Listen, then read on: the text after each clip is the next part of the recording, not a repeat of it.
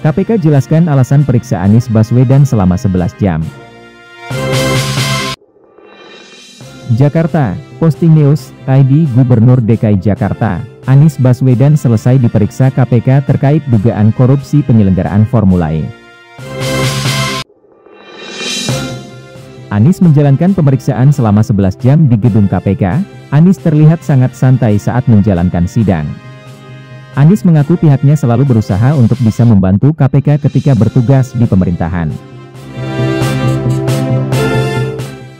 Anies mengaku saat bertugas di kampus pun, dia selalu menjadikan mata kuliah anti korupsi sebagai mata kuliah wajib.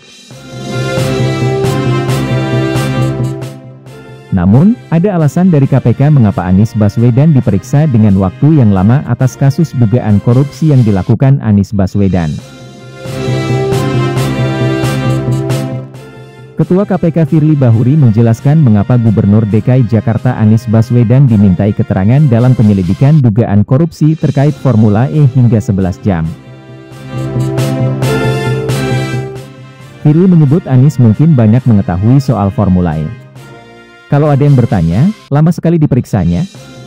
Permintaan keterangan atau pemeriksaan itu tidak bisa diukur lama atau sebentar.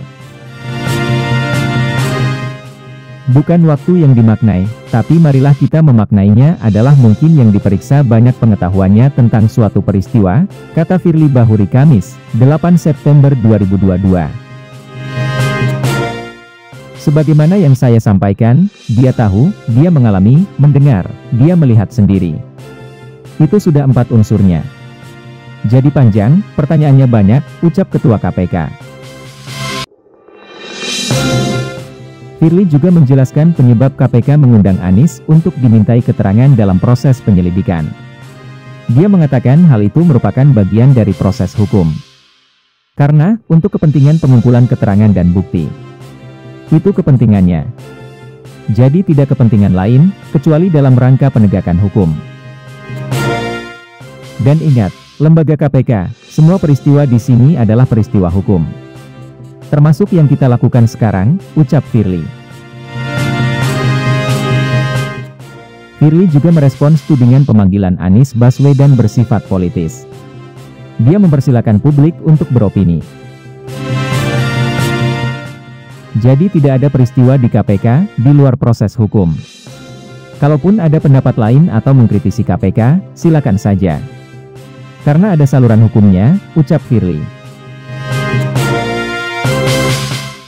Kalau dianggap apa yang dilakukan insan KPK dalam tahap penyelidikan, penyidikan, penuntutan tidak pas, silakan gunakan saluran sesuai koridor hukum. Sebagai contoh melakukan pra-peradilan.